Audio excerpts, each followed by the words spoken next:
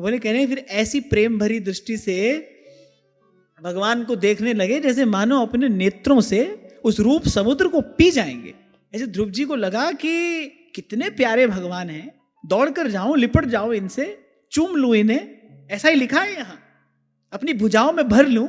यहाँ कहने का तात्पर्य क्या है कि भगवान प्रेम मूर्ति हैं। उनका दर्शन करके ध्रुव जी के हृदय में उस विशुद्ध प्रेम का उद्रेक हुआ, रोम रोम से बहने लगी वो प्रेम धारा। और अंतर्यामी भगवान वो ध्रुव जी के हृदय में उठने वाली ये जो सब हलचल है, वो जो उनके भाव समुद्र में हिलोरे उठ रहे हैं, अंतर्यामी भगवान उसका आनंद ले रहे हैं। भगवान को भक्त का यही भाव ही तो सुख देता है, इसी से भगवान का अभिषेक होता है। और पहले ही नारद जी ने जब ध्रुव जी को प्रभु के रूप ध्यान की विधि बताई, नारद जी ने कहा था सुर सुंदरम, वो सबसे सुंदर है, उनसे सुंदर और कोई नहीं।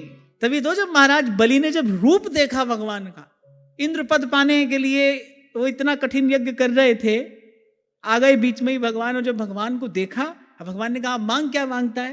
पहले बस कुछ नहीं, आपका दर्शन होता रहे। एक बार छवि देखी फिर उसको त्रिभुवन तृण सम लागे है। इसलिए आपको मैंने कहा था, आपको स्मरण हो, सब लक्ष्मियों में जो भगवान की श्री अंग लक्ष्मी है वो सर्वश्रेष्ठ है, सर्वोज्वल है, सर्वोपरि है। क्यों? क्योंकि जो श्री अंग लक्ष्मी है वो समस्त कामनाओं को निरस्त करके जीव को सदा सदा के लिए तृप्त कर देने वाली।